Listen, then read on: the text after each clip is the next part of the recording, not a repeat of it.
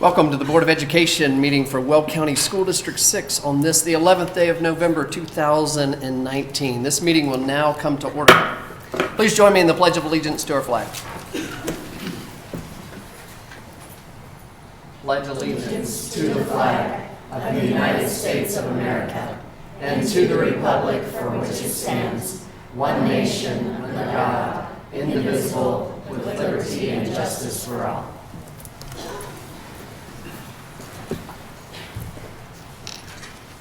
We will now proceed to a roll call vote. Ms. Crane, please. Mr. Hafley? Present. Mr. Lydiak? Present. Mrs. Mash? Present. Mr. Matthews? Present. Ms. Pappas? Present. Dr. Richard? Present. Mrs. Solis? Present. 7 members present. Thank you, Ms. Crane. Well, this is our last meeting before Thanksgiving, and so it's appropriate to give thanks. And this is also Veterans Day, and so we begin by giving thanks to all of those who've served. We do not take for granted the freedoms that we have to assemble here together and to engage in public discourse, to assemble as at schools and impart wisdom from one generation to the next. And so we are thankful for all of those who have given all that they have to give so that we can assemble here and enjoy the freedoms that we do.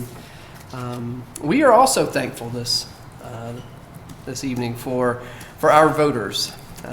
This past Tuesday, we passed a bond issue called 4C, and we are excited about that because we are going to, you certainly can clap.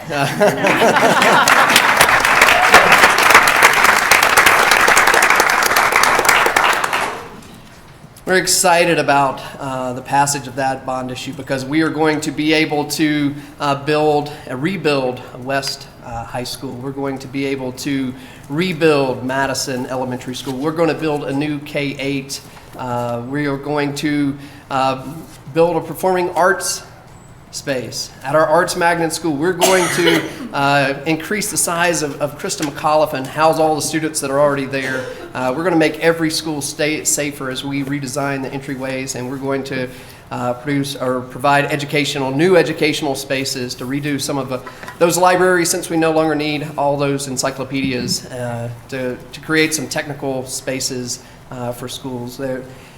And there are a lot of people to thank. A lot of you are here tonight, and we will give you thanks. And certainly we want to thank Dr. Pilch and her staff, as well as Mayor Norton and Dr. Richard, who are head of the campaign committee, and all of those who were on the campaign committee, and all of those who knocked and walked and posted and did all that is necessary to pass that bond issue. But again, our thanks primarily goes to our voters, for those people who believe, like we do, that every child can succeed and every child can achieve, and that our facilities need to say that very loudly and very clearly. And so we are thankful to our voters tonight. We're thankful that you are here tonight, and we have several people wanting to speak before the board. And the first person who's going to speak before the board is April Appelgren, and she is going to speak on equal education rights. Is April here? All right. The next person desiring to speak before the board is Rebecca Wainscott on the topic of transportation.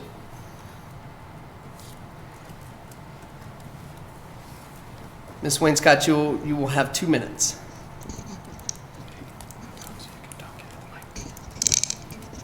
Sorry, we're working on the microphone differently. No. It's good. It'll be all right. It'll pick her voice. My name is Rebecca Wainscott. I am a student at Brentwood Middle School. I like my school a lot.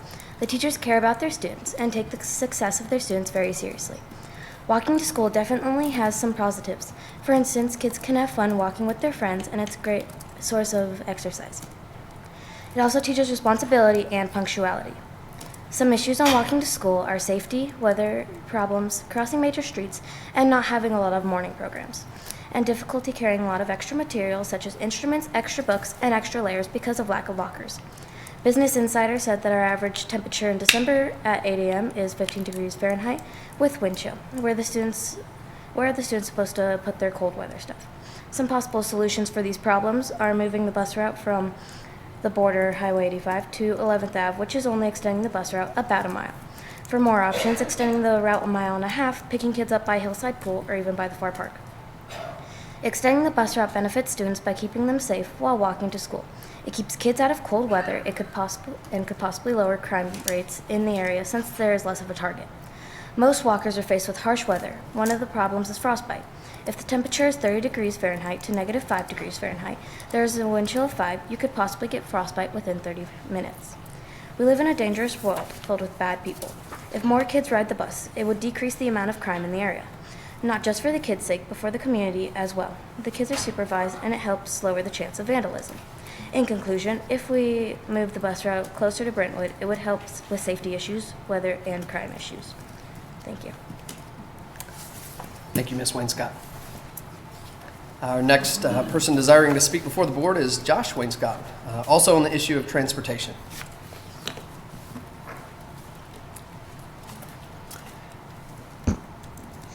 Good evening. My name is Josh Wainscott, and I am a parent, and I am a teacher in Greeley, and I am a proud Bengal parent. My daughter is a Brentwood Bengal, and she is in our boundary school. We love Brentwood. We've got an amazing staff that works there. We've got teachers that are fantastic, an admin that's terrific, a band program that is out of this world.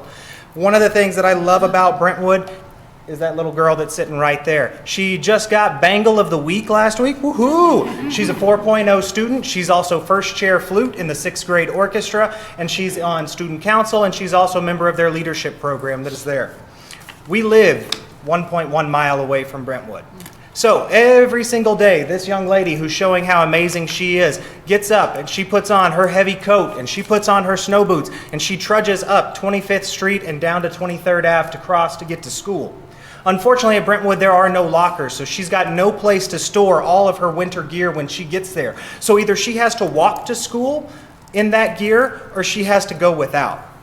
So every day I start praying for this little girl. I start praying at 7:30 in the morning, and I stop at 8:15 when I get a text from her telling me that she's made it safely. I worry about drivers that are going down those busy streets on icy roads or in a hurry in the morning when they're trying to get places that they need to be, that she has to as well. And I worry the same way that she's going to be solicited on the side of the street like a girl in my class last week was. And I worry about my daughter every single day. There are things that could happen that would prevent this. There could be emergency bus stops. There could be weather-related transportation sites where if it's too cold for our children to go out on the playground, they can get a bus ride to get to school. We've given you our votes. We have given you our dollars. There is time for something to happen to take our children and make them safe.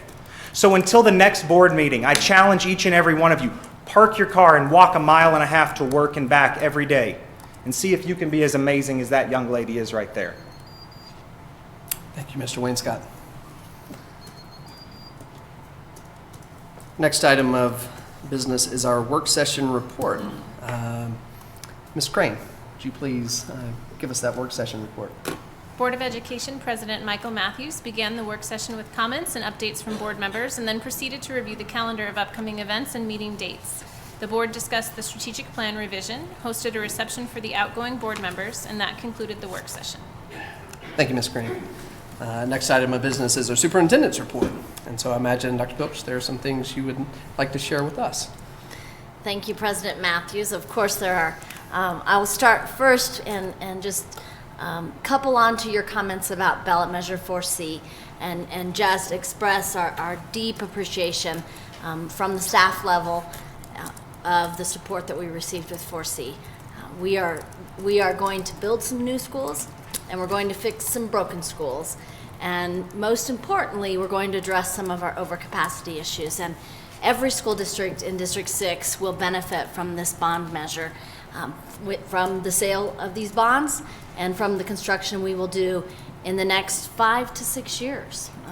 It's a big bond, and we know that. Our community often commented on it being a large bond, but we have 34 schools in District 6, including our charter schools, and that means we we have a lot of work to do to address the needs in all those schools. And we are so thankful and so appreciative of our community. And I am very thankful of you, our Board of Education, for the leadership you took in leading this bond issue and the courage that you showed in approving for this to go on the ballot in the first place, and then allowing board members to help lead this effort in our community. So thank you, Board of Education. Thank you to staff, the teachers, and other staff in the district who walked and knocked and told the stories and talked with their family members and their friends. And then the community members who stepped up and did so just out of the goodness of their hearts. I mean, they are, they're just good old community members who at one time maybe had children in our school district, but many of them have said to me when we were out on our circuit talking that they just believe in the power of public education and the importance in investing in our public schools. And so they joined us in this effort to invest in our public schools. And one of the things that we've all talked about as a team is how we treat our schools and our young people tells the story about who our community is. And our community has chosen to take care of the young people. They did so with the mill levy override, which gave us operational dollars, and now they have done so with this bond issue, which will give us dollars for construction and dollars for improvements across the district in all of our schools. So thank you so much to all of you. We are so grateful, and we promise to be good stewards of your money, and we promise to be accountable and transparent in the spending of the dollars. Lots of folks have been asking about the Citizens Bond Oversight Committee already.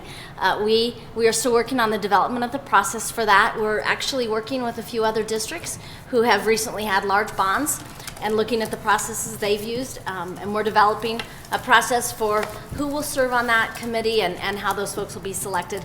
But I would guess it'll be several weeks yet before we have anything out publicly to invite folks to apply to be members of the Citizens Bond Oversight Committee. But it's exciting to see all of the interest we have in that already, and the willingness in our community to be a part of that oversight committee. So we'll get that rolling, I would assume, shortly after the first of the year. We will not sell bonds until late February, early March. And so the spending of the dollars, we've begun the planning of that. We've begun already collected applications for the contractors for Greeley West High School. We've not yet selected a contractor, the general contractor for Greeley West, but we've started that process, and so after the first year, we'll get the Bond Oversight Committee on board. I too want to thank our veterans. A couple of my favorite vets are in the room tonight, and I'm so proud of them and their service to our country. And we have what we have in public education in the United States of America because those folks who've come before us and fought for the protections and the rights that we have. So thank you to our vets on this Veterans Day. Many of our schools had programs and assemblies today. I do want to give another shout out to Brentwood. I understand that at the Weld County Veterans Memorial Program today, I wasn't able to attend, but the band from Brentwood Middle School performed, and I'm told they were just remarkable and sounded beautiful. I also want to recognize a staff member who was honored this past Saturday at the Hispanic Women of Weld County's annual event. Candace Gonzalez, who is a teacher at Prairie Heights Middle School. Candy teaches in our CLD program for our children who are learning English as a second language, and she was honored for her work in education at the Hispanic Women of Weld County event on Saturday. So shout out to Candy and out to the Hispanic Women of Weld County organization who recognized her. Nice honor. And then finally, I'm getting close to done, I promise. I do want to recognize Dr. Richard and Mr. Lidiak, our outgoing board members. We will formally escort them out tonight as they retire from our Board of Education. But they both were term limited, which means they ran their maximum terms. They both spent some time as appointed board members as well, and have long, over really 2 decades of work between the two of you here on this Board of Education. But over the last decade, Doug and Julia have provided leadership for the school district and for the Board of Education. And both have served in leadership roles on this board prior to my coming to the district. Doug is president and Julia is vice president. And they have been through it all. They went through bad years of cuts. Some of those your colleagues are in the audience tonight who were with you. When really districts across Colorado were cutting millions of dollars. That was not unique to District 6, but Doug and Julia had to be a part of those hard times. And sometimes when the teacher contract, the salary schedule couldn't be fully funded because of those cuts that were taking place statewide. And they had to lead that and weather those times. And they've been able to be a part of some really good times. They were part of setting, prior to my coming, setting the direction of the district to move the school district from a district that at one time had been on watch by the state to a district that is improving and is performing in a way that they can be proud as board members. You also were able to be a part of a new teacher salary schedule. And I remember you both telling me, it'll never happen. It'll never happen. And yet we did it. And we did it together. And I honor you both for hanging in here with us in that work. You saw the first multi-year teacher contract here in District 6 under your leadership. And the development of a strategic plan and new mission, vision, values, and goals. And as a result, we have more schools at performance level than we've had in a decade in District 6. This stuff doesn't happen without leadership. And the leadership in a school district starts at the board table. It does, there's no question about it. And yes, my face is often the face of the district, but I get to do the work I do because I have a 7-member Board of Education that chooses to team with us and to do the work with us as we lead the school district. And then finally, for both of you, your legacies. Passing of a mill levy override and ensuring those additional dollars here in District 6 for our students, and then this bond issue. So for all of that, and as your current superintendent, I know I'm not your first superintendent, but as your current superintendent, and as 2 of the founding board members who hired me, we honor you tonight, and we thank you for your service to District 6.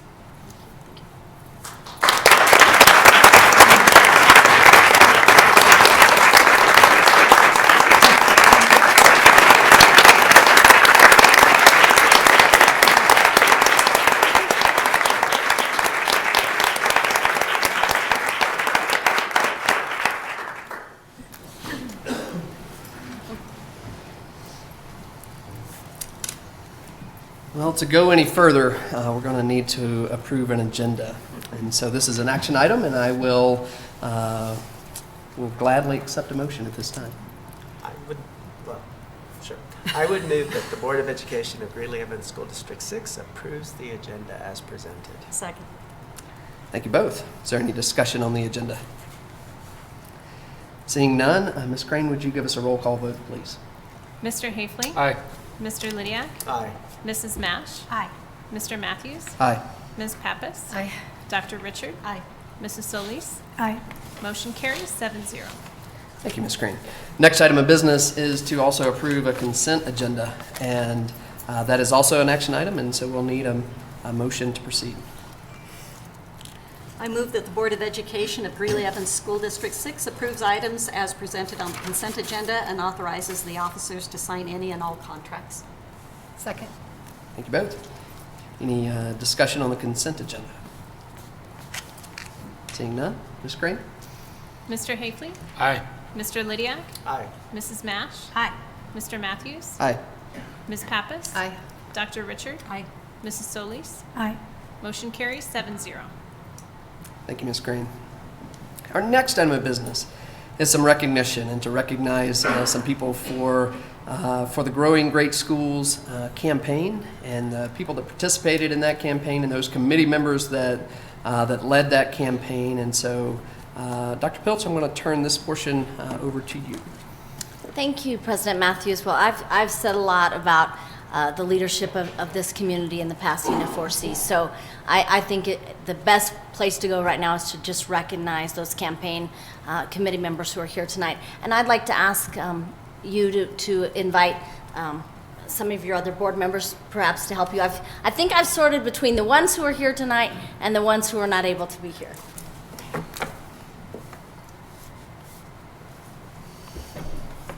These guys are here.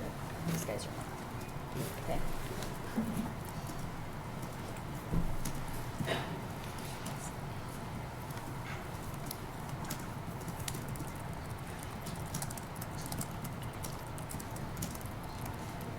Yeah, that'd be great. Or you want to read them? Okay. Jane Barbie. Christina Crane.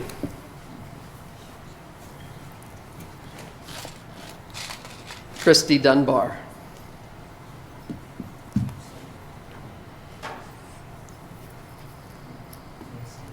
Yeah, just stay here. Normally someone from staff does this, but they are most likely receiving these awards. Sherry Garner.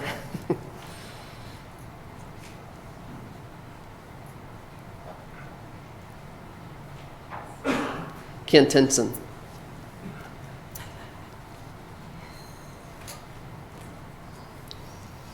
Diana Gamboa.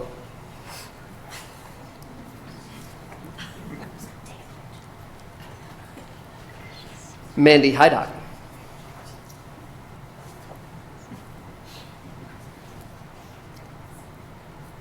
Judy Cron.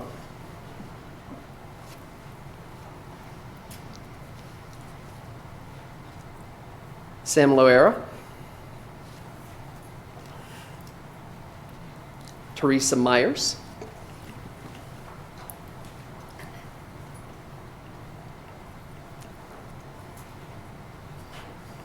Tom Norton. Do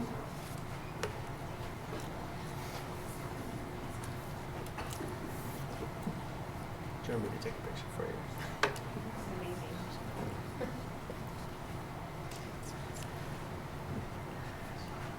Terry Pappas.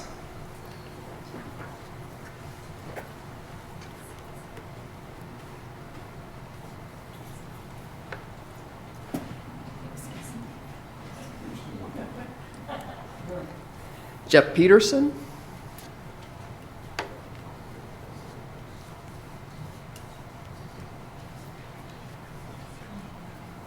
Deirdre Pilch.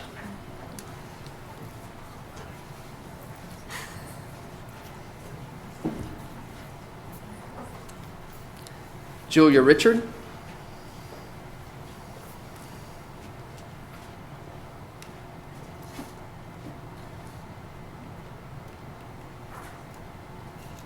Aaron Snyder.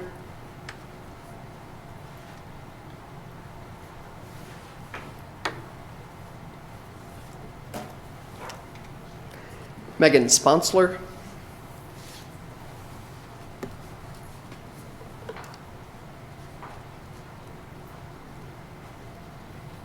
And I'd ask just that you hold your applause until we recognize some that are not here tonight, but I'll read through these a little more swiftly. Jeff Cranson, Brian Franzen, Julie Hill, Susan McKenzie, Bob Murphy, Ty Notestein, Casey Pearson, Amy Rotuno, Stephen Seedorf, Gina Smith, and Amy Zuloff.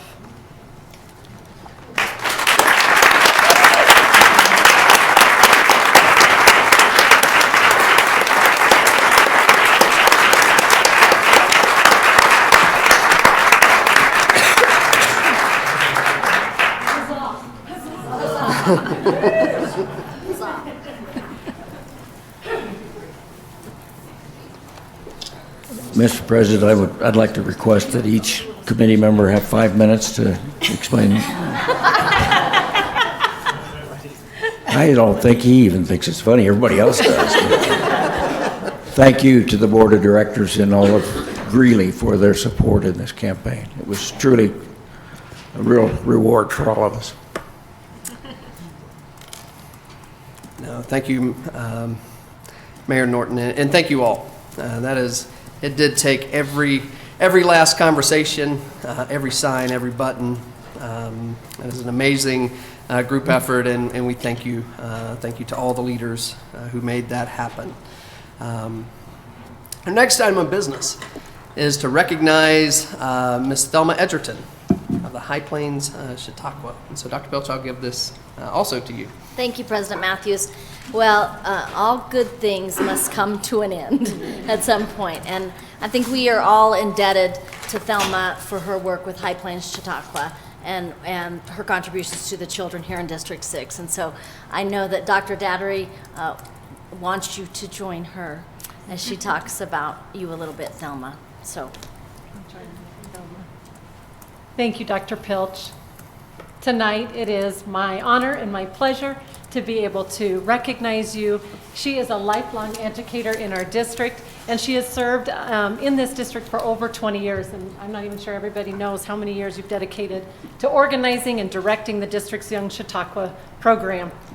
Just to tell you a little bit, for those of you that might not know, the Young Chautauqua program in District 6 is made possible by the help of the state program that is hosted through the Colorado Humanities. And in this student-led event, all supported by you over the past 20 years, district students present their historical characters in full costume and their monologues and factual information about their character at hand, which you help them to do.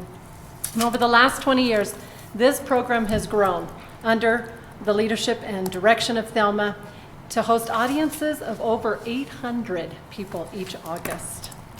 The students who participate in the Young Chautauqua program not only participate in the Young Chautauqua, they not only learn the in-depth historical lessons about their characters, but they also gain self-confidence, speaking skills, camaraderie with their fellow performers, and so much more. The program has cultivated a culture of learning and humanities in our students and across our community. And for this, we thank you, Thelma, for your dedication, for all that you've given to our students over the past 20 years. And I know we have others joining us that have worked alongside you in this work with our students. And I'd like to ask Colleen to come up. Colleen is taking on some of this work, and we just wanted to show you a little bit of our appreciation. Well, no, but in our certificate. Thank you. Thank you. Thank you.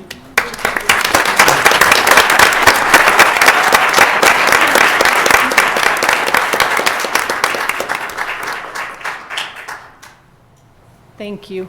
Thank you. Thank you. And thank you, Ms. Edgerton. My kids have been part of High Plains Chautauqua for a number of years, and it is an amazing program. I would say that I won't say that everything my kids know about history they learned in Chautauqua, but I will say that most everything they love about history they learned in High Plains Chautauqua. It's an incredible program, so thank you for your many years of service to that. And just a reminder that program goes on, and if you're watching at home, encourage your children to get involved in High Plains Chautauqua. I can highly recommend it. Our next item of business is the approval of a contract. And so this is an action item, and we will need a motion to proceed. I move that the Board of Education of Greeley Evans School District 6 approves the State Farm contract as presented. Second. Thank you both. Dr. Pilch, would you like to give us an introduction into this contract, and before we open this up for board members to ask questions and discuss? Yes, thank you, President Matthews. So this contract is for a plot of land that is presently owned by State Farm Insurance. It is undeveloped land, about 45 acres, and we are proposing to the Board of Education tonight to approve the purchase of that land. Our intent with the land is to use it as an asset to leverage in the future for possible future development within the Greeley Evans School District. This land is west of our district boundary, and so it would not be utilized to build a future school. However, we believe it is a very good investment for us to be able to have as an asset, and again, to leverage in the future for other land purchases. As you all are aware, staff and I have been working with a broker for at least 18 months now, working on land purchases for the school district. And knowing that we are pretty landlocked, and knowing that there's not a lot of land left to purchase within our district boundary, we've been working diligently to secure land within the district. The broker who we have worked with on this land is a broker we've worked with in the past and is very knowledgeable of land in this area, and has assured us that the contract we've been able to enter into with State Farm is very favorable for the school district, and that the land actually has a much greater value than the price that State Farm has agreed to sell to us for. State Farm wants to partner with us as a public school, a public entity, and they have chosen to enter into a contract with us. Upon your approval tonight, we will begin the contract work and do our due diligence. We'll have 60 days to do that. We'll finalize an official real estate appraisal on the land and those pieces prior to it coming to you for final approval. All right. Thank you, Dr. Pilch. Mr. Lydiak. Yes, Dr. Pilch, would you touch on where or how we would fund this purchase? Absolutely. Thank you. Thank you. I think it's really important to point out that we've been working on a purchase like this for really nearing 2 years now. So our intent is to purchase this land with our royalties and our revenue from our own mineral rights that we own as a school district.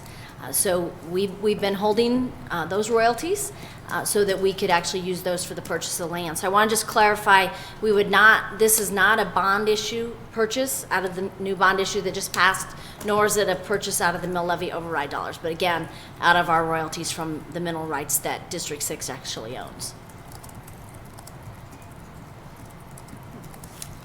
Thank you, Dr. Pilch.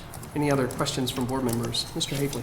What are some of the things that make it attractive if somebody were to want to trade or buy it from us? There's got to be some things that our broker sees as important. Well, this land is in a prime location, being west on Highway 34, where there's a lot of development already going on. The land is zoned to allow for a public entity to come in, or a developer, a home developer to come in. So there's good access to the property. It's a quality piece of land. Ms. Solis. So for community members that may not be familiar, what does landlocked mean? Oh, thank you. So landlocked means that we have developed most of our open space within our district boundary. So when we think of the boundary of the Greeley Evans School District, much of that land has been developed, meaning we're landlocked within our district boundary. As you all are aware, there are still developments coming in Evans and in West Greeley, so development continues. And so we're competing for land for future school sites with many of those developers. Any other questions or comments from board members on this land purchase? Just to thank you to State Farm for this opportunity, for a really great investment. Thank you, Mr. Lydiak. This seems to be such an incredible deal. It's hard to believe that this has fallen into our lap, and so we are very excited, or I'm very excited to get to vote on this. And so, Ms. Crane, will you give us a roll call vote, please? Mr. Hafley? Aye. Mr. Lydiak? Aye. Mrs. Mash? Aye. Mr. Matthews? Aye. Ms. Pappas? Aye. Dr. Richard? Aye. Mrs. Solis? Aye. Motion carries 7-0. All right, our next item of business is a revision of our mission, vision, values, and beliefs. And this is an action item because we hope to approve new mission, vision, values, and beliefs tonight. So if somebody would be so kind to make a motion. I move that the Board of Education of Greeley Evans School District 6 approves the revised mission, vision, values, and beliefs and goals as presented. Second. Thank you both. Dr. Pilch, will you lead us off before we open this up to board members? Happy to, President Matthews. So I think I have to say that one of the first jobs that I had as superintendent coming onto the district was to work with the Board of Education to finalize a very good start on a new mission, vision, values, and beliefs, and the goals, and then to develop the strategic plan. So it's really special tonight to bring this revision to you all. After lots of work we have done in the work session together, to have Mr. Lydiak and Dr. Richard still with us as we consider our revision, because our strategic plan is Innovation 2020, and we are coming quickly upon 2020, and which is why we reopened this conversation around our mission and vision and values and our district goals, and have allowed each of our board members to weigh in on that. We've also had input from our district leadership team on these, our Leadership Advisory Council, our District Accountability Committee, and our Teachers Advisory Council, and of course, our cabinet, my direct reports. So we've had a lot of input. The beauty of this is there's some substantial changes in terms of just getting the language right around the work that we do, but the spirit of the work is still here. And there's still a deep commitment to doing the work that you all started here 5 years ago. So with that, I will pass it to you all for discussion and consideration, but we are certainly, as staff, recommending approval of this revised mission, vision, values, beliefs, and goals. Ms. Solis. So around this work, when we talk about transparency and accountability, I think sometimes we just think fiscally and about money and how we're spending it, but this really falls under that transparency thing also. One of the things I love about our vision and working on this is not only do we have these goals, but then there's things in place to make sure that we're reaching these goals.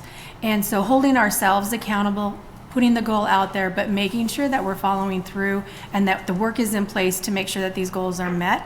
And what's exciting about coming to this point is that a lot of the work that we had set when you initially started, we have achieved. And so it's exciting for us to get together again and have the conversation and take a pulse of, all right, so now this is where we are. What do we need to continue to work on? What new things can we add? What new projects have we developed out of the work that we've already started? And so I really am excited about us continuing to be transparent to our community and also being held accountable. So thank you for the work that you've done with us. Thank you. Any other comments or questions on this from board members? We've commented quite a bit.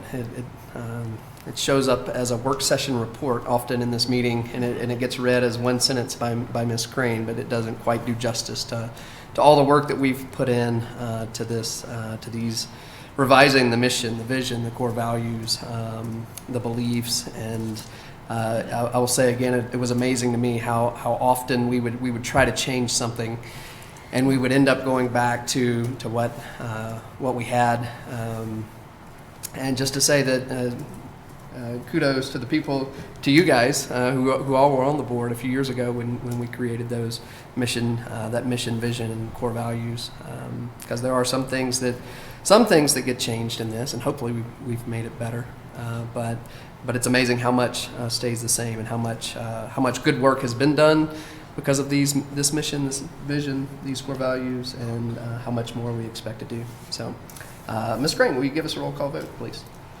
Mr. Hafley? Aye. Mr. Lydiak? Aye. Mrs. Mash? Aye. Mr. Matthews? Aye. Ms. Pappas? Aye. Dr. Richard? Aye. Mrs. Solis? Aye. Motion carries 7-0. All right. Our next item of business is the recognition of outgoing board members. And so we do have Mr. Lydiak and Dr. Richard leaving us tonight. And, you know, as I try to think of something that succinctly expressed what all you guys have what you both have done for this district, I thought of a quote by G.K. Chesterton, and he He wrote about a place called Pimlico, and it's a down and out part of London. And he wrote that it's not enough to disapprove of Pimlico, because if you just disapprove of Pimlico, all you eventually do is leave. And it's not enough to approve of Pimlico, because if you simply approve of Pimlico, you leave it as it is. He said what needs to happen is that someone needs to love Pimlico with a transcendental type of love. The way that a parent or a mother loves her children, and to love it not because of what it is, but just because it is theirs to love. And he said, a lot of people will question that, and they'll think it's fantasy, but that's actually how every great civilization came into being. That men did not love Rome because she was great because they loved her. And so, thank you both for loving this one little sacred spot called District 6. I don't know if there is anything more sacred than schools. And I know, as Dr. Pilch already alluded to, there was a time in this district where plenty were content to disapprove of District 6 and walk away and leave it. And there were others who would just simply approve and leave it as it was. But there were very few who, in the years that you joined the board, when funding was not great, and there were plenty of things that needed to be worked on, that stepped in just to love it. And so, thank you both for doing that. Mr. Lydiak, I appreciate so much. I know you would be the first person to tell me we were not the only people that did this. It was the people that went before us, and I so appreciate your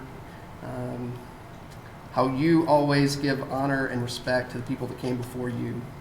And I hope that we will continue to do that for you and remember the sacrifices that you've made. I think one of the greatest contributions you have made to the district, at least since I've been here. I know you've made many, and they've been various, serving as president. But since I've been here, your engagement with the state, because I think there are still many things that need to be fixed, and a lot of that fixing goes through our state, and fixing the state funding formula for our schools, fixing our funding for schools. And so I thank you for your work with CASB. Dr. Richard, I would not want to calculate the number of hours that you've given to this district. I can't think of a meeting where you weren't here. And in each one of those meetings, not just the meetings, the public meetings, but the private meetings and the school events and the preparation that went into all those meetings, you were always the best prepared. And so I thank you for all that you've given and all that you've done for this district. And your wisdom and your grace will certainly be missed on this board. And so thank you both. And Dr. Richard, I will turn this over to you. Okay. Thank you. Thank you for those kind words, President Matthews. It's good that I wrote it down because it makes it easier just to read it. I want to begin tonight by thanking Doug Kershaw, the Raging Cajun. You didn't see that one coming, did you? The reason why is that with an uptick in his musical career in 2010, he needed to leave this Board of Education, and that created the opportunity for me to join through an appointment. So thank you, Doug Kershaw. Let's start there. I've been honored to serve during these 9 years with 17 different Board of Education members. And from each I've learned something, and I'm grateful for the variety of lessons that you have taught me. You've taught me things like mics can be on before the meeting starts. It's more efficient to read the red-line copy of policy revisions. You've taught me that facts are our friends, and to always remember that our work as a board is on behalf of students, all students. Sitting here tonight also are two people who have championed me throughout my terms, my husband Paul, and my daughter Emily. Thank you both for your belief in me and your patience with me. Thank you for sharing my commitment for public education, and thank you for your love. To both of you. I'm humbled and honored that a board 9 years ago brought me on, and the community twice over gave me this opportunity. And I'm proud to say that it's been an attribute of this district over the years to be responsive to the diverse needs of our students. AVID had started a few years before I arrived as a fledgling grant program in our high schools, and now we have an AVID district, high school, middle school, and elementary. Gap and Jefferson High School, and remember Reach Opportunity Center? Some of you do. Were formed early, and now we have broader and deeper alternative programs. The Digital Citizenship Report in 2011, well, that provided a base for what's now grown into blended learning, allowing for increased personalization and engagement. And then the career and college pathways, starting early with magnet schools and the Health Sciences Academy. And now this district offers over 30 different career pathways and increasing numbers of internships and apprenticeships. Beyond feeding the minds of our students, the changes in nutrition services really were a renaissance. I mean, salad bars in each school, cooking from scratch, locally sourced foods, that's a point of pride. There are way too many innovations to mention, but these are a few examples of how our district's commitment to improvement and to students. And I would be remiss if I didn't mention the development of a system to visually gauge our progress. Yes, the data dashboard. We know that facts are our friends, and the dashboard does provide the transparent accountability of measurable outcomes that we just passed as one of our goals. As a board member, it's right and appropriate to be working at the 30,000-foot level, and so my deepest gratitude goes to the staff, to the teachers, to the administrators at all levels, and support staff, those people doing the real work of education every day for every single student. Gotcha. Teaching really is rocket science, and I'm honored to have gotten to learn from you.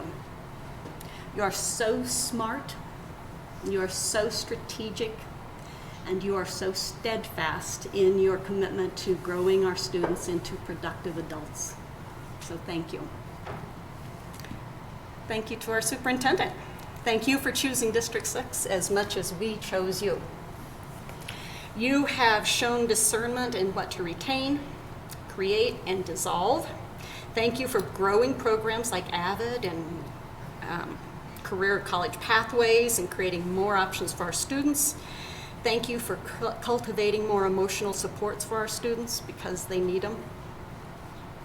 And thank you for dissolving that prior salary schedule created decades before that was unsustainable and an unholy roadblock in this district. And as you said, frankly, I didn't think you could get that done, so I'm glad you proved me wrong. Thank you also for your people skills, Deirdre. You listen intently, you fearlessly say it straight, and you lead with consensus. You have a right heart for our students here in Greeley and Evans. They are your children, so thank you. So tonight it was an honor to affirm the values, mission, and vision of this district, to commit to collaborative partnerships, cultivate a culture and climate that supports students, and to demonstrate organizational effectiveness, and most importantly, to assure student learning. We have made tremendous gains in our partnerships, and our culture, and our climate, and our organization. And while all of those are important and vital, they are necessary but not sufficient to achieve our ultimate goal of student learning. So student achievement, that unique charge of a school district, requires constant attention, requires a sense of urgency, requires deep determination by the board and all educators. because our greatest promise to this community, and most importantly to our students, is that we will empower our students to be successful in their futures, and they will have the skills and knowledge and attitude that assures their success. So as my journey here comes to an end, it feels like we are cresting a hill, and when I look out and beyond, the view is grand. The community has said twice over their commitment to make evident their commitment to our youngest citizens. The leadership in our district is strong, and the path forward is clear. So I part tonight with my familiar encouragement to you. Onward, ever onward. But please know that as I head out, my heart will always be here, because I am District 6. Thank you all. Dr. Richard, you told me we just 30 words or less. That was 2 minutes. 2 minutes. Wow. And President Matthews, I think we must have collaborated on a few things here, because I do talk about love, but there are a few words that I'm going to try to help describe the feelings I'm feeling at this moment, and that is, we'll start with pride. I just have an immense pride in this district, meaning pride in our students and pride in our staff, and especially now pride in our communities. Love, we'll go there.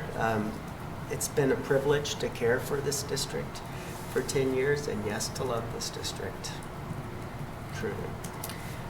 Journey, I was glad I could depend on Dr. Richard to kind of outline some of the things we've been so lucky to see and to have achieved, but it's certainly been a journey for me, and literally for a decade I've been privileged to see this district ascend from a district that was almost taken over by its own state to a district that is now a model for its state.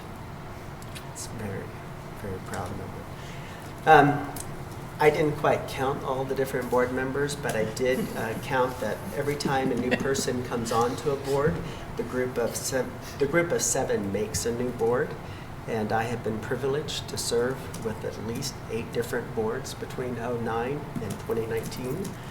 They have all been an honor to serve with, and while not always in agreement on the path to choose, the destination was never in doubt, and that destination was what was best for our students in District 6, and for them to achieve their best hopes and dreams. And academic achievement is the key for our students to unlock those dreams. So it is to that end that I am ecstatic about the foundation that has been laid for our students to learn and achieve. And it is that challenge, a never-ending challenge, that I leave to you, my fellow board members, and our outstanding superintendent, to see our students' academics, success, and growth.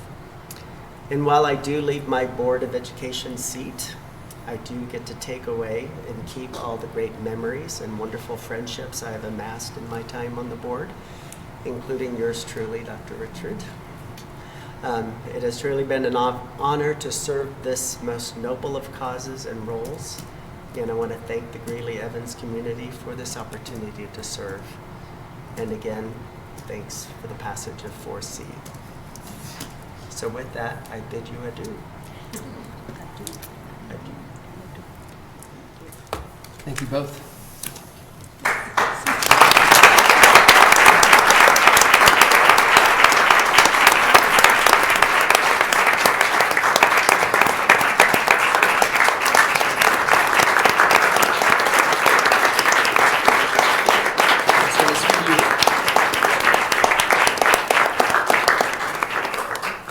These are both $100 donations to the Success Foundation in your name, and then we also have this for you, Christopher.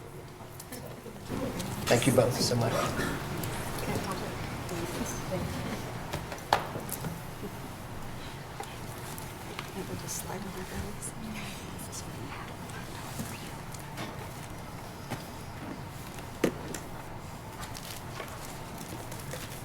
Our next item of business is now to seat some new board members.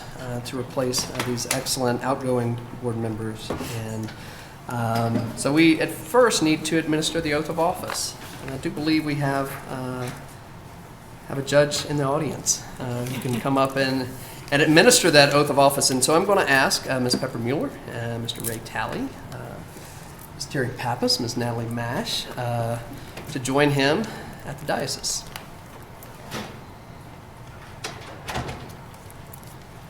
Good evening. My name is Thomas Quammen. I'm a district court judge for the 19th Judicial District. And the last time I was in this part of the building, it was a bank, and I was conducting banking business. So it's been a while since I have been here. You know, every time we have a jury trial down the street at the courthouse, or we have an election, it truly is a celebration of our system, isn't it? A system that is envied throughout the world.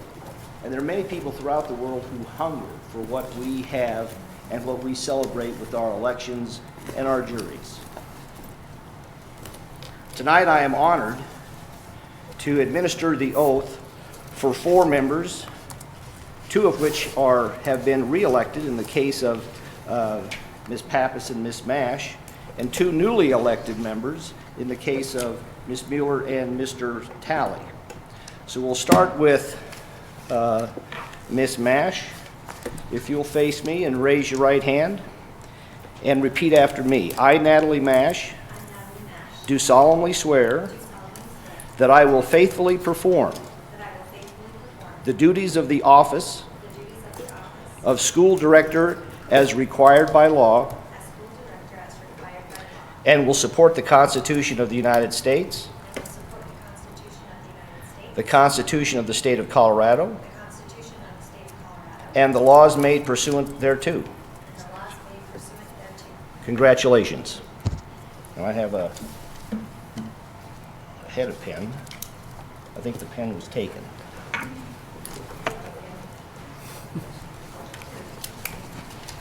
There you go. Thank you. And I'll have you sign right there.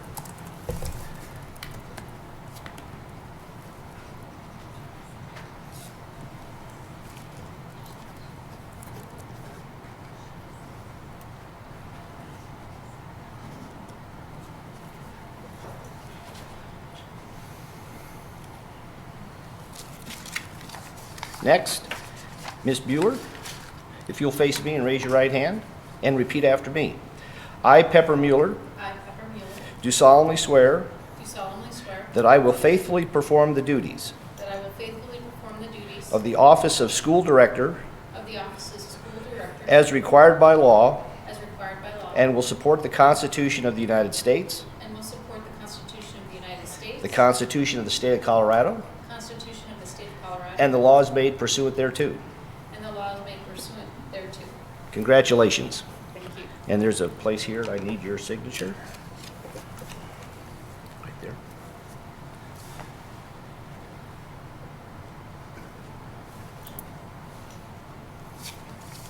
Thank you.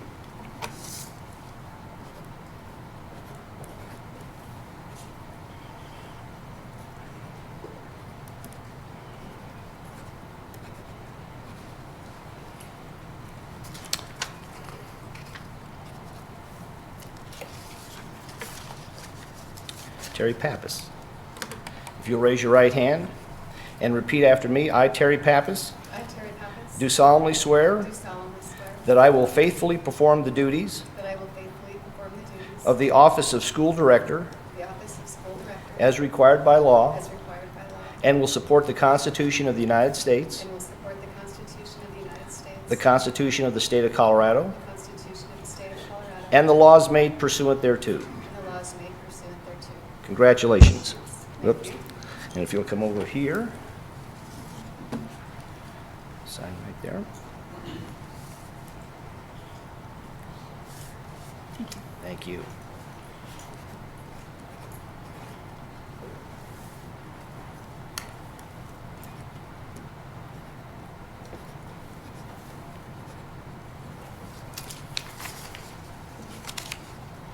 Ray Talley. If you'll raise your right hand and repeat after me. I, Ray Talley, do solemnly swear that I will faithfully perform the duties of the office of school director as required by law,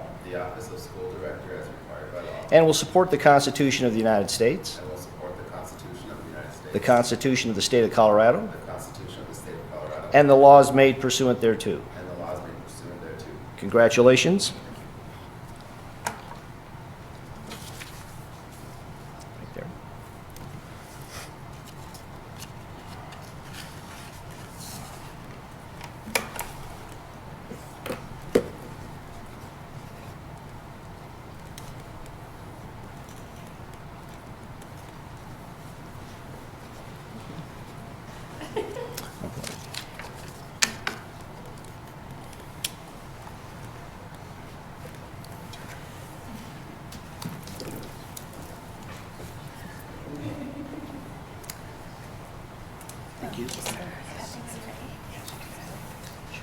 If Ms. Mueller and Mr. Talley would join us. Mr. Talley, you can take the seat by Ms. Pappas. Ms. Mueller, you can take the seat by Mr. Talley. And we want to give a special thank you to Justice Quammen, reminding everyone that this is a federal holiday.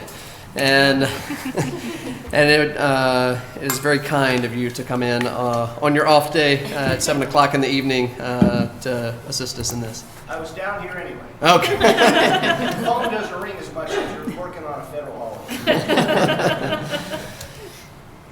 All right, our next item of business. Now that we have two new board members sworn in, is to elect officers. And so nominations are now in order for the office of president. I move that Michael Matthews be declared president of the Board of Education. Second. Thank you both. Are there any other nominations?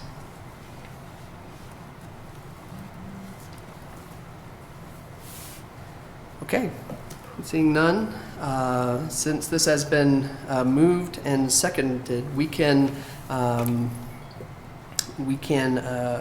make a motion. We were going to proceed to secret ballot, but we can't actually make a motion so that we declare presidency by acclamation. And so if someone would be so kind as to make a motion to that effect.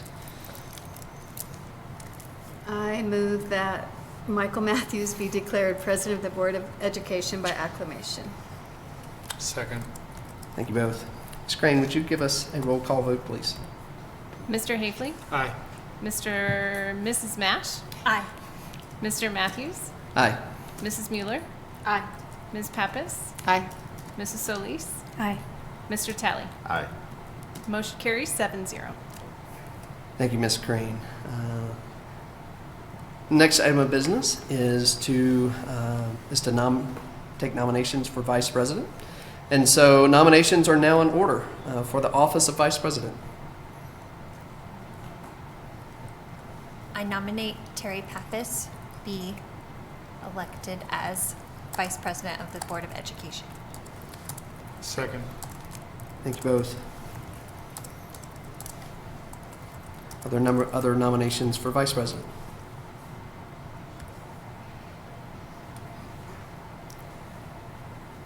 Seeing none, since there is only one nominee, the board may make a motion to declare the nominee be elected to the office of vice president by acclamation. And so we will need a motion and a second. I move that Ms. Pappas be elected via acclamation. Second. Thank you both. Ms. Crane, would you give us a roll call vote? Mr. Hafley? Aye. Mrs. Mash? Aye. Mr. Matthews? Aye. Mrs. Mueller? Aye. Ms. Pappas? Aye. Mrs. Solis? Aye. Mr. Talley? Aye. Motion carries 7-0. All right. Moving right along, we also need to nominate secretary and treasurer, and it is the practice of this board to not elect a secretary and treasurer from the board, but to use Ms. Crane as our secretary, to use Megan Sponsler, our chief financial officer, as our treasurer. And so, if someone would simply make that motion for us and second that. I move that Ms. Crane be our secretary and Ms. Sponsler be our treasurer. Second. Thank you both. I don't see any discussion on that. So, Ms. Crane, would you give us a roll call vote, please? Yes. Mr. Hafley? Aye. Mrs. Mash? Aye. Mr. Matthews? Aye. Ms. Mueller? Aye. Ms. Pappas? Aye. Mrs. Solis? Aye. Mr. Talley? Aye. Motion carries 7-0. Thank you, Ms. Green. Our next item of business is to approve a signature plate. And this is an action item. It does require a motion. And so if someone would please offer a motion. I move that the Board of Education of Greeley Evans School District approves the extension of the use of the current signature plate until a new one is available. Second. Thank you both. Any discussion on the item? Seeing none, Ms. Green, would you give us a roll call vote, please? Mr. Hafley? Aye. Mrs. Mash? Aye. Mr. Matthews? Aye. Mrs. Mueller? Aye. Ms. Pappas? Aye. Mrs. Solis? Aye. Mr. Talley? Aye. Motion carries 7-0. All right. We will now take a 5-minute recess to allow board members to be seated in their respective chairs.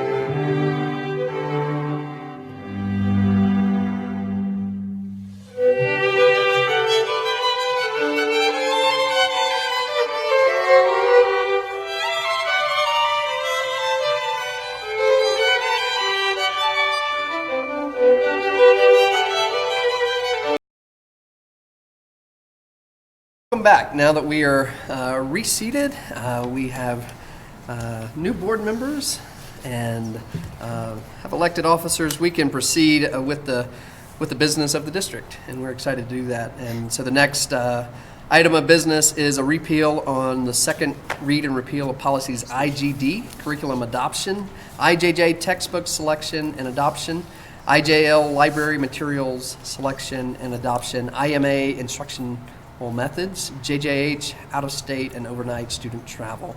So this is an action item, and we will need a motion to proceed. I move that the Board of Education of Greeley Evans School District 6 repeals policy IGD, curriculum adoption, IJJ, textbook selection and adoption, IJL, library materials selection and adoption, IMA, instructional methods, JJH, out-of-state and overnight student travel as presented. Second. Thank you all. Dr. Pilch, is there anything you would like to say in regard to this repeal before we vote on this? Thank you, Mr. Matthews. Just a reminder to you all and for our new board members, we did take a look at these policies at our last board meeting. All of these policies, their information is covered in other policies or in other procedural documents here in the district. So it was redundant to have them, and we're always excited to have fewer policies rather than more. So we're recommending approval of the repeal of these 5 policies. All right, thank you, Dr. Pilch. Any comments or questions from board members on these repeals? All right. Seeing none, well, I'll just remind the public, we have a lot of chances to see these. This is the second time that we've read this, so oftentimes we don't need a lot of discussion, and we don't have any. So, Ms. Crane, if you will give us a roll call vote, please. Mr. Hafley? Aye. Mrs. Mash? Aye. Mr. Matthews? Aye. Mrs. Mueller? Aye. Ms. Pappas? Aye. Mrs. Solis? Aye. Mr. Talley? Aye. Motion carries 7-0. Thank you, Ms. Crane. Our next item of business are revisions to our school community home relations policies, and this is also an action item, and we will need a motion to proceed. I move that the Board of Education of Greeley Evans School District 6 revives the K school community home relations policies as presented. Second. Thank you both. Dr. Pilch, would you just give us a little bit of information on this revision before we vote on this? Thank you, President Matthews. Actually, both policies have slight revisions as recommended by the Colorado Association of School Boards. The changes are not substantial, but do get us in line with the recommended policy. Thank you, Dr. Pilch. Are there any questions or comments from board members? Ms. Solis? Oh, sorry. Ms. Pappas? I just want to make a comment. No, I just want to make a comment that I really appreciate that we have a policy that does ban hate literature and other literature materials that promote hostility, disorder, or violence, or any discriminatory material. So I appreciate that we have a policy that states that explicitly. Are there any other comments from board members? Ms. Crane, would you give us a roll call vote, please? Mr. Hafley? Aye. Mrs. Mash? Aye. Mr. Matthews? Aye. Mrs. Mueller? Aye. Ms. Pappas? Aye. Mrs. Solis? Aye. Mr. Talley? Aye. Motion carries 7-0. Thank you, Ms. Green. Our next item is the adoption of policy IHBEA, English language learners. This is also an action item, and we will need a motion to proceed. I move that the Board of Education of Greeley Evans School District 6 adopts policy IHBEA, English language learners as presented. Second. Thank you both. Dr. Pilch, would you give us just a little bit of information on this one? Thank you, President Matthews. This is a second read of a new policy for District 6. It is not a required policy by state law or recommended by Colorado Association of School Boards, but staff and I have determined that it's an appropriate policy for us to have in our policy manual as we serve a significant English language learner population. Thank you, Dr. Pilch. Mr. Hafley. You know, I need to compliment Mr. Lamos and Mr. Tiarina because, you know, as a district, we're out on the forefront of this, and I need to compliment everybody And as we look, all means all. And it means the same for our teachers as well, as we'll see in the next report. And I think that it's something that we should be proud of, and we need to continue to do a good job and set the pace for others. Thank you, Mr. Hafley. Are there any other comments or questions from board members? Seeing none, Ms. Crane? Mr. Hafley? Aye. Mrs. Mash? Aye. Mr. Matthews? Aye. Mrs. Mueller? Aye. Ms. Pappas? Aye. Mrs. Solis? Aye. Mr. Talley? Aye. Motion carries 7-0. Thank you, Ms. Green. Our next item of business is an update on our Innovation 2020 on student learning and achievement, specifically our instructional framework. So Dr. Pilch, this is not an action item. We don't need to do anything, but I would love to hear from you. Thank you, President Matthews. This is an update, and Dr. Dattery, Assistant Superintendent of Academic Achievement, and Mr. Brian Lamos, our Director of English Language Development and Instruction, will be delivering the presentation today. It's an update on our strategic plan, Student Learning and Achievement Priority 3, and I will let them get to it. Thank you, Superintendent Pilch, President Matthews, and members of the board. It is with pleasure that I share this report with you alongside Mr. Lemos, an update on our instructional practices and the supports that are making a difference in our district for our students within Priority 3 of our strategic plan. I would also like to recognize Ms. Amanda Krieger, as she is our Avid and Advanced Placement Coordinator, as much of what we will share with you tonight is also a reflection of her work. So with that, let's share a little bit of this information with you. Our strategic plan, Innovation 2020, sets our mission and vision for our district. Our mission states clearly that we provide every student with a personalized, well-rounded education in a safe, caring environment. And we do this through our vision of educating today's students in partnership with families and communities to succeed in tomorrow's world. And as we review our value statements in relation to our update tonight, two values most tightly align. First, we commit to excellence, innovation, and continuous improvement. And additionally, we view diversity as an asset. Both of these values are critical to the priority update that we share with you this evening.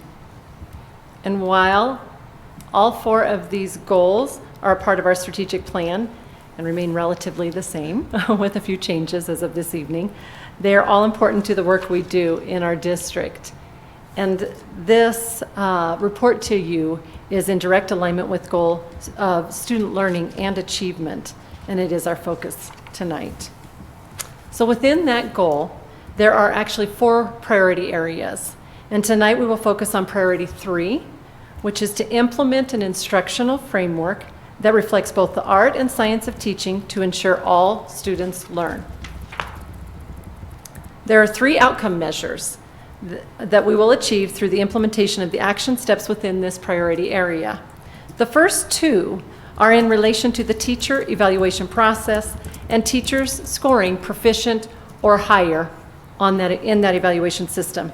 And then the second is in relation to students who are learning English as a second language, and that 75% of our students will be fluent English proficient within 5 years. There are also 3 objectives within Priority 3, and they are included in this slide. The 3 big ideas regarding these objectives include: 1, a focus on development of an instructional framework to support all areas of instruction; 2, to develop a professional development plan that is differentiated and supports teacher practices; and 3, the development and implementation of an EL plan that provides direction and focus for EL students to achieve. Last year, leaders across the district came together and created District 6 Instructional Framework for Excellence that outlines the support for teachers to define quality learning elements in the classroom. It articulates the instructional system and provides coherence, guides the work of teachers and staff, and provides a tool for self-reflection for both teachers and administrators. There are 4 categories within the framework, as you can see: environment, education, engagement, and evaluation. Within each category, there are 3 subcategories listed on this slide. As we move forward with the next 3 slides, They will outline specific ways we support instruction to meet the needs of our students aligned to the first outcome of this student learning and achievement priority area. Thank you. AP and IB courses are important aspects to our high school instructional programming. The new resources for advanced placement courses align with the new suite of online classroom supports, including unit guides and exam descriptions that College Board introduced for AP courses this year. These new AP resources were chosen to meet the needs of a diverse group of student learners utilizing problem-solving strategies and to provide skill and strategy instruction. In addition, this past August, teachers were provided with face-to-face professional development around the online components of the new resources and have continuous access to online professional learning as they utilize both the textbook and digital aspects. Finally, the 3 district IB schools, Dos Rios, Brentwood, and Greeley West, continue to work together to increase awareness for students and parents of the opportunity to follow the IB pathway through the grade levels and to encourage enrollment into the diploma program at Greeley West High School. This year is the second year of Avid Elementary implementation. Last year, 6 elementary schools implemented Avid. This year, 8 elementary schools and 3 K-8 schools are implementing Avid, spanning grades 3 through 7. This reaches a total of 3,000 students in elementary and K through 8 schools. All comprehensive high schools have increased enrollment in the 9th grade Avid elective to at least 2 full sections, with the goal of moving to 2 sections at each grade level from 9th through 12th grades and recruiting 2 full 9th grade sections per year. This year, all comprehensive middle schools have implemented Avid Excel. What is Avid Excel?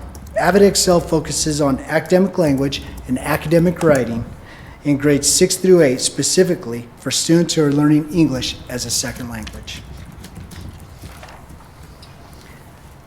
Our next slide will be around Gifted and Talented.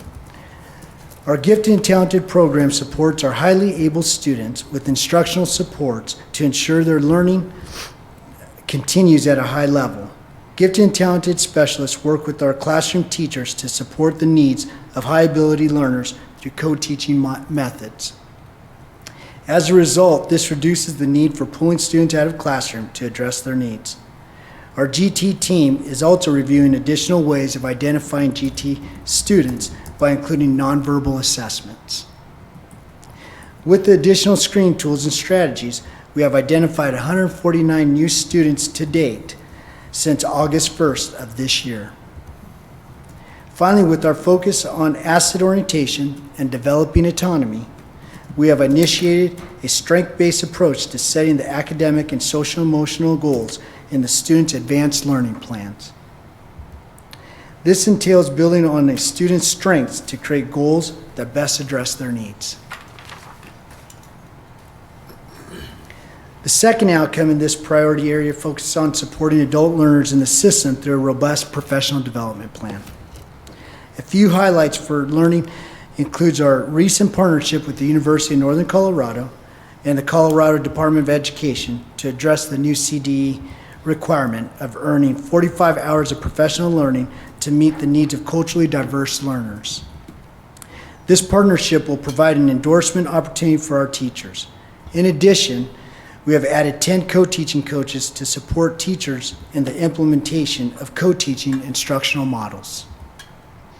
These positions are funded through federal and state grant dollars, which you know is the EASY grant. We also have provided additional support to teachers this year through an induction mentor program. And finally, we are analyzing professional development platforms to provide a robust program of embedded professional development offerings and dynamic data to increase the effectiveness of adult learning within the district. The third outcome is in relation to English language learners.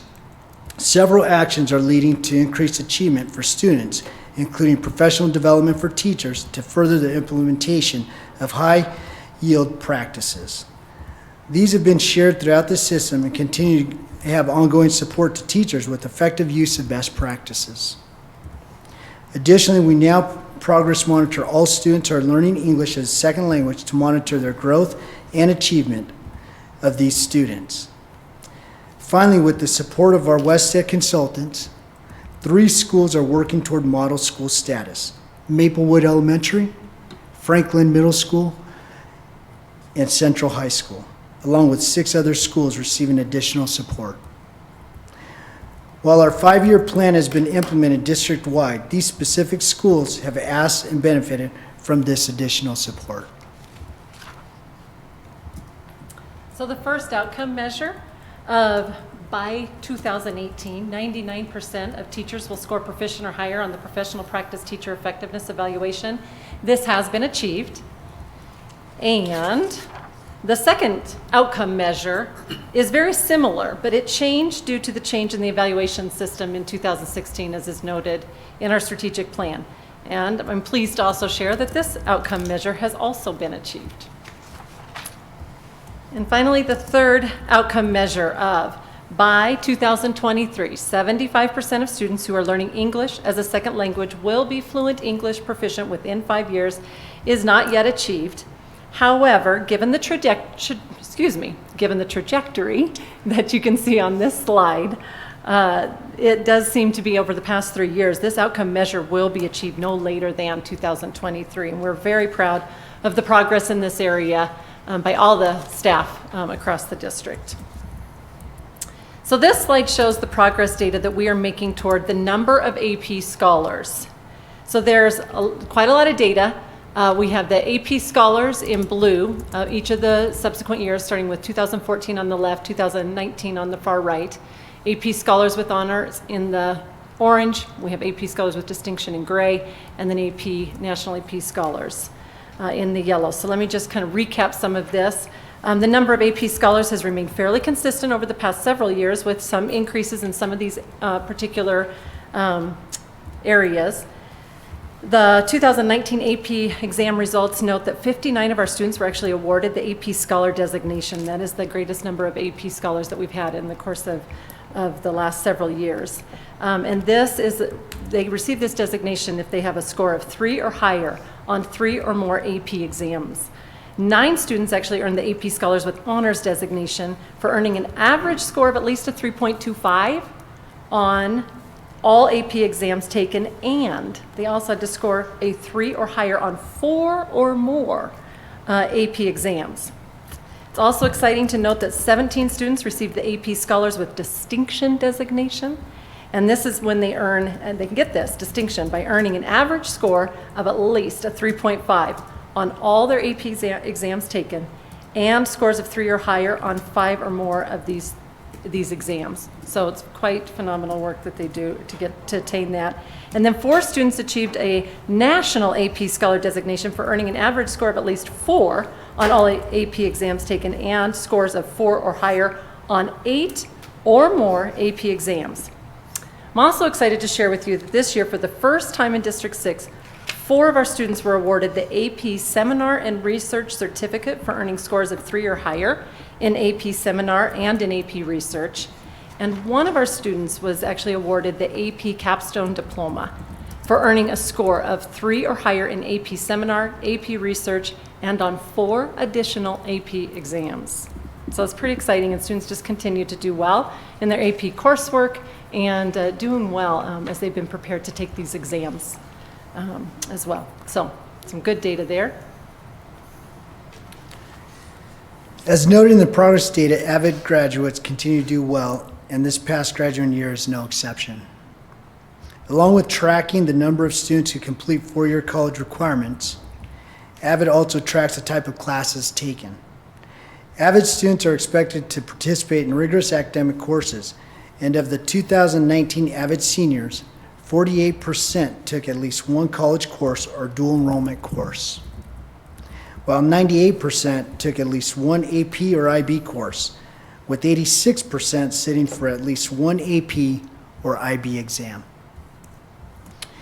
Avid seniors also encouraged to pursue financial aid opportunities, and 95% of the graduating Avid seniors submitted the federal application for student aid. Of the 95% of the avid seniors who plan to pursue post-secondary education, 52% plan to attend a four-year college or university, and 43% plan to attend a two-year college. This progress data is in relation to our demographics of gifted and talented students. As mentioned earlier, we are working on increasing the number of students who are identified as gifted and talented within the district. This data shows a representation of our demographics, which is an area we are wanting to be more reflective of our general subgroup demographics. While the District 6 total enrollment and rates vary slightly year to year, the overall trend is that we are underrepresented in several subgroups. Thus, we identified a goal of increasing the representation of students identified to mirror the district rates of each subgroup. The percent of students identified in GT in the state of Colorado is 7.3%, as compared to 4.6% in District 6. So this progress data is in relation to the professional learning that was outlined actually in more detail in your professional learning report that was shared with you in October. Data from this report includes an increase of 35% of certified learning offerings, an increase of 140% of classified learning offerings, an increase of 13% of total hours of professional learning provided to all staff district-wide. We spent actually 22% fewer dollars on professional development activities this year over last year. And we did have an increase of revenue of about 67% that was generated from participant payments. And actually this year, 26% of this year's revenue came from participants that were outside of the district. So we had quite a few people wanting to access our professional development outside the district. So that was encouraging, and they gained a lot out of that as well. So earlier I shared with you the outcome measure in relation to students being proficient within 5 years. And I stated that given the trajectory, we will meet this outcome measure by 2023. So this progress data on this slide provides a bit more detail and background to that. This slide shows the percent of students who are actually on track to proficiency. And this is calculated by the Colorado Department of Education, and it is now reported on our school performance frameworks. This is baseline data reported just this past year for the first time, okay? And the state is at 59%, and our district is at 55.2% of students being on track. Broken out by level on the right side of the slide, you'll see that 74% of our elementary students are on track compared to 71% at the state level, 30% of middle school students compared to the state at 43%, and then 24% of students at the high school level compared to 41% at the state level. So you can see that we are nearly at the state average overall, and that our elementary schools, on average, are progressing at a higher rate than the state. With continued work at the secondary levels, and continued work at the elementary, given where they're at, we will surpass the state average and ensure that even more of our students reach English language proficiency within the state designated timeline. So the following are recommendations that we would like to have teams consider as we continue to revise the upcoming strategic plan. These are high level with additional specificity that really will come in this revision process, and they include the following: to increase training and support to meet the needs of secondary long-term EL students, to increase access to AP and IB for all students, including our EL and special education students, to increase gifted and talented identification for all students, including EL students and other subgroups that we have identified, to enhance quality professional learning opportunities for all staff, and to continue to implement high-quality AVID strategies in all of our schools K-12. As mentioned earlier, we are an AVID district now. So we thank you for your time this evening as we shared with you an update on Priority 3 of student learning and achievement, and we will be happy to take any questions that you may have at this time. Thank you. Thank you, Dr. Pilch. Are there questions or comments from board members at this time? Ms. Solis. So we had read the article, the advanced placement about Hispanic student success. What are some of the barriers that you still see when it comes to children of color, when it comes to AP and gifted and talented?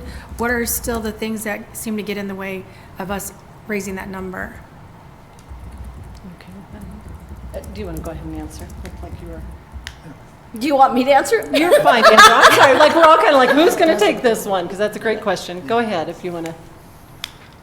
Well, so I will tell you, I think our biggest barrier is really responding to children who live in poverty. And, in this data, as you see, nearly 70% of our students qualify for free or reduced lunch. I mean, so it's an opportunity gap, Ms. Solis. I mean, it's closing those opportunity gaps so that students have opportunities from the time they enter preschool to kindergarten, so they are on a trajectory to be able to access advanced placement courses. Some of the barriers around identifying for gifted and talented, I would like you all to talk about the changes in identifying children for gifted and talented that I think will have a significant impact there, but a big piece of it has been the data that we've used. So we've opened those doors a little bit around gifted and talented. We've done a lot of the low-hanging fruit kind of work around access to AP and IB courses. We've eliminated prerequisites. We've eliminated interviews to get into those classes. Long ago, got rid of applications to be in those classes. Took care of a lot of the barriers that school districts usually have to tackle. And now it's really about making sure that students have opportunities in their early years so they're on track to go into those AP and IB classes. What we know is if a student is not, for example, algebra ready by 8th grade, right there, we've closed a lot of doors to that student unless they are able to catch up somehow by taking 2 math classes in 1 year or double dosing throughout the school year with mathematics. Right there, we've automatically said we don't think you're going to be ready for calculus while you're still in high school if you're not taking algebra at least algebra in 8th grade. The work begins very early for children so that doors can open for them later on as they get to their high school career. The other big piece, as you know, is the cultural proficiency work and really helping all staff to believe that all students are capable of being in advanced courses. I'll let you guys take it from there. And I know you have a lot more to share.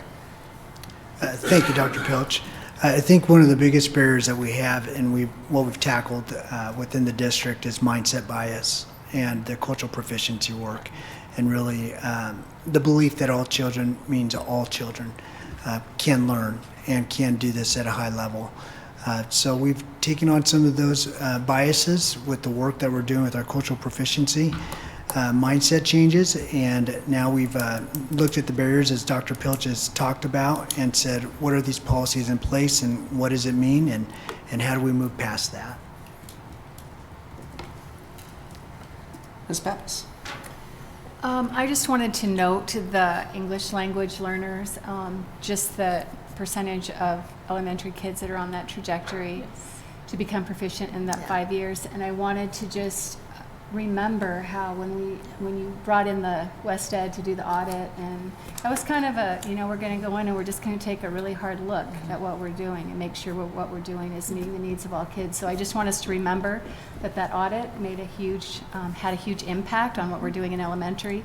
And I appreciate your comments about working towards the middle school and high school, but also just remembering that those were kids that were going in elementary school and we didn't have that target with the strategic plan. So I just wanted to bring that back, and thank you for that, for taking that step to do that audit. That was not an easy thing to do, I don't think, and it was a lot of work. So thank you. Thank you. And as a result, we dramatically have changed practices and continue to change practices with the co-teaching at the secondary and elementary. Mr. Hafley. Thanks to everybody who was involved with this. Quality teaching is not based on luck. And one of the things that I really liked was the instructional framework, how you reduced it to 3 subpoints that are measurable and easily understood. And that's much easier for the evaluator as the person who's being evaluated. So I think that is spectacular. As always, I'm going to sing the praises of AVID and the things that it does. It's the finest program that we have in the district. And that's a great example. When you use Wicker to develop classes that you teach, and you teach those for the outcomes, you're ultimately incredibly successful. My last point is a question. for years, the ability for some of our free and reduced lunch students to get textbooks that they could mark up and use as though they were, we want them to have a college experience. My question is, have we gone to a digital component and given them a device, or are we providing books for them that allows them to mark them up? It is actually both. And so it is, when we look at any kind of resources, we move forward and we bring that to you all for your approval. AP textbooks are no different in the fact that they're going through looking at not only what are the expectations, but then what is the best delivery of ensuring that students can meet those expectations. And what we're finding more and more is that we do need to have that traditional textbook. They need to have something that they can read and look, but that they also need the addition of the digital resources and online tools, even moreover, to support the learning and ensuring that students are meeting the expectations of what is outlined specifically in this case with the AP courses. So it really is a little bit of both. And then as far as the digital, how can they access them?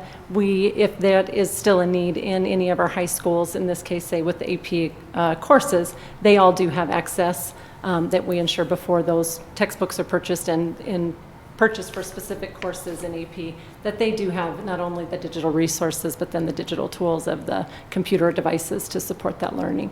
So are they able to highlight and notate those books as well? We would annotate. It wouldn't be highlighting in a book, just directly on that. It would be annotating using sticky notes, things like that. There are other ways in which they can annotate the text. Or they will make copies. Sometimes they will be able to annotate. If it is digital, they can annotate digitally, but we don't have them highlight right on a text. But I think, Mr. Haveley, I know what you're getting at. You're getting at when we used to have students purchase their AP texts, yes, and if they were not able, and then they could write in them or highlight in them. Yeah. If they weren't able to purchase them, we provided them. We have really moved away from that practice of kids purchasing their AP texts for the most part, and we provide the text, and Okay. yeah. Yeah. That's fine, that's my question. Because that was a barrier. Along with summer reading, it's a barrier. So we have to find ways to work past those barriers so that we're not putting up roadblocks for kids to take advanced courses. And that's my point. Yeah. Thank you. Ms. Nash? I just wondered if we could go back to the GT measurement criteria and how that has been and how it's changing.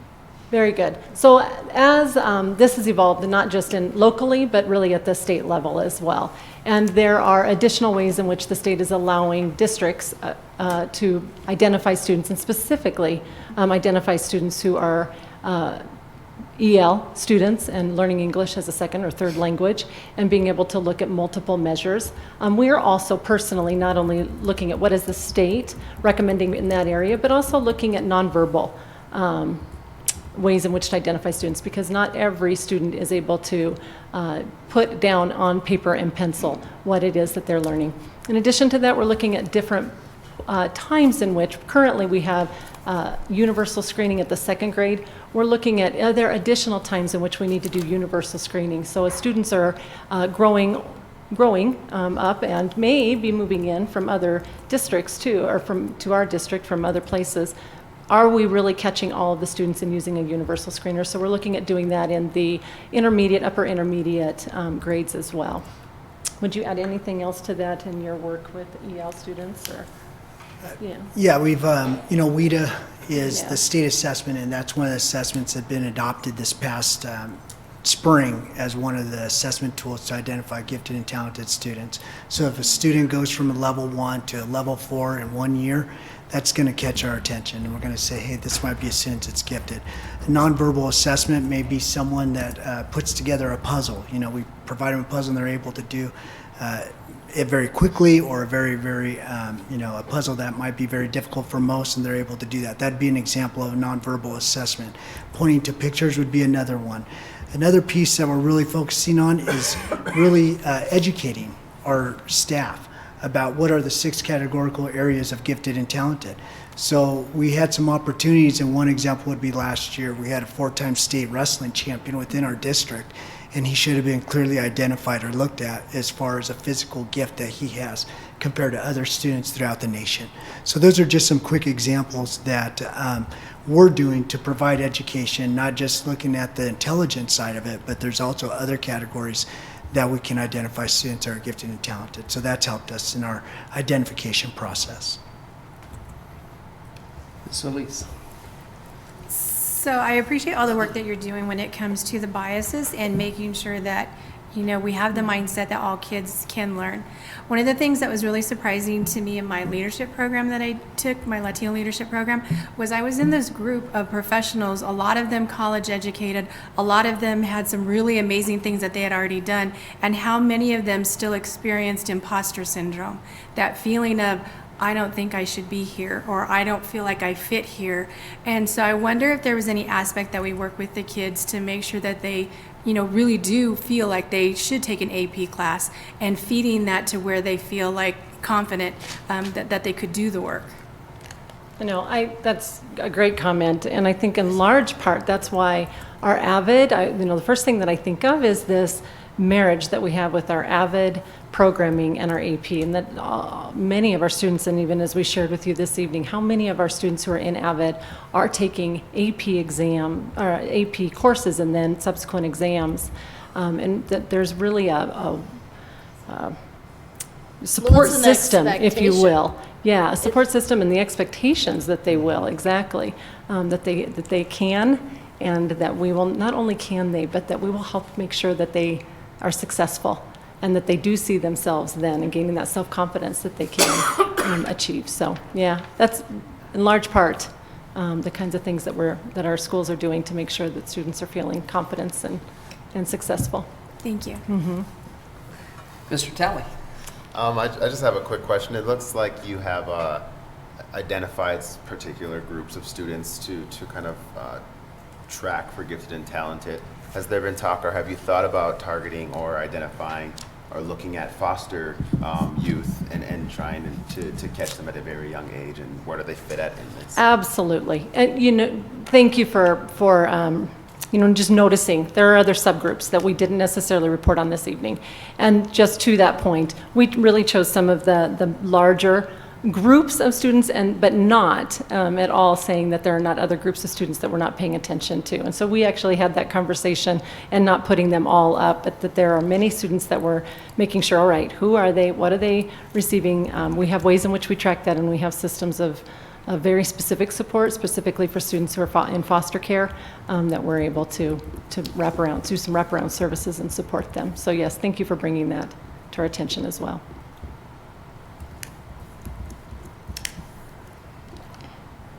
One quick question on the outcome data that we say by 2023, 75% of students who are learning English as a second language will be fluent in English, proficient within 5 years. And we went from 51.1% 2 years ago to 70.6%. That is that's a huge jump. How did that happen?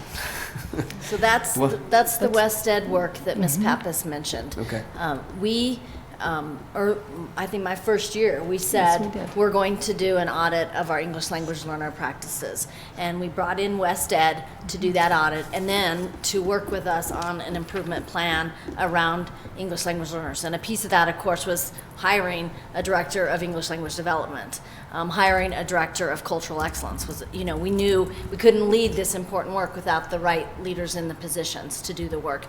But it's been a full implementation of our English language learner development plan and deep training. Yep. West Ed is still here in the district on a regular basis, working with teachers and principals, and so it's just been very intentional work. And it's exciting to see the results of that work. It is exciting to see that, indeed. And all the great data. Thank you. Are there any other questions from board members? Ms. Elise? Sorry. So in this work that you've been doing for students, is there any additional work that you've done for parents as far as communication, getting them to understand the process and how to really, be those cheerleaders for their kiddos? Is there any kind of work with parents in this? So some of the work that we do for parents, specifically in some of these areas, is with our gifted and talented. There is an advisory committee that does meet regularly and biannually that does put on a parent institute and does continue that parent advocacy and parent work to engage in that particular area. There's certainly additional outreach areas through our family center in supporting our students who are in other groups that are being served in our, certainly with students who are learning English as a second language. Our family center has grown tremendously in its outreach to parents and community, and that is another really supportive way to help our parents to know what does that educational setting look like, how can they help and engage, and just what does that mean, how can they better support their students as well. Thank you. Mm-hmm. Any other questions, board members? All right, thank you, Dr. Pilch. Thank you. Thank you. Thank you. Our final item tonight is the approval of a district evaluation council membership. And this is an action item, so I will accept a motion at this time. I move that the Board of Education of Greeley Evans School District 6 approves the membership of the District Evaluation Council as presented. Second. Thank you. Dr. Pilch, will you give us some information before we discuss this? Thank you, President Matthews. State law requires that every Board of Education approves the evaluation council for the school district, and that we have an evaluation council in effect. I will invite Mrs. Overton, Assistant Superintendent of Human Resources, to come and share with you the role of the council, and then we'll take questions and ask you to consider approval. So good evening, President Matthews and members of the board, new members of the board, and Dr. Pilch. Each year we come here and bring forward the Evaluation Council membership for your approval, and this year is no exception. The state law requires, as Dr. Pilch said, that there's an approval every year, and we have, as per state law, parent, a community member, teachers, and administrators on a council that addresses the evaluation system for our certified staff. Council members address concerns and challenges and problem solve together how to use the system more effectively. They ensure that the state model evaluation system is used as expected and determine course of action when new components are introduced. We have two of our co-facilitators here tonight. I would ask them to come up. Erin Snyder, GEA President, and Amy Spruce, our Director of Human Resources. They co-facilitate this committee together. Last year, the council addressed issues in evaluation handbooks. They heard presentations on the observation protocol used by the Colorado Department of Education network, and helped build communication between teachers and administrators by understanding the evaluation components on a deeper level. In the board documents, you received a list of council members identified by the Greeley Education Association and by Human Resources. This council is led by Amy and by Erin, and tonight we ask that you approve the council membership for the 2019-2020 school year.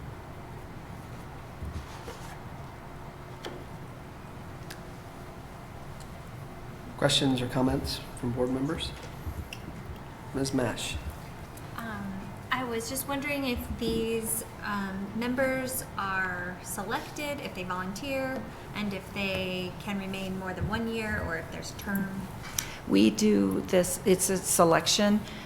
They are volunteers and they are selected. Okay. So both Human Resources will look for candidates who have an interest in Evaluation Council, and I believe that our GEA President and Executive Board does the same thing. Would you like to speak to that? Pretty much appoint. She appoints. GEA will appoint. Okay. And then it changes each year? So It can, yes, it can change each year. Typically, we let them stay longer because of the historical perspective that they have. Mm-hmm. And since there are appointees and people who volunteer, we like to keep a collective group of people. But each year, things happen, different people come on board. Some are retiring, and so we will will give them the option to still serve if they would like to, or to move forward with someone new. Are there any other questions from board members? Comments?